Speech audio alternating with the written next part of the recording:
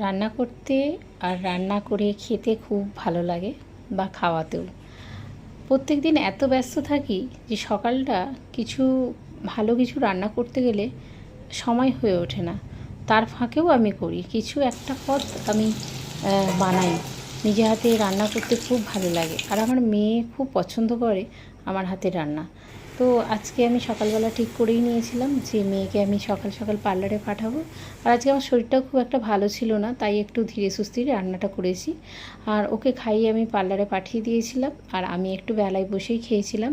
কারণ সকালবেলাটা খুব এত তাড়া থাকে যে দুজনে একসঙ্গে বেরিয়ে এলে খুব অসুবিধে হয়ে যায়। এখন ও সামলাতে শিখে গেছে পার্লার, তাই জন্য ও সকালটা একটু বেশি ডিউটি দিয়ে দেয়, আমি গুছিয়ে তারপরে বেরোই।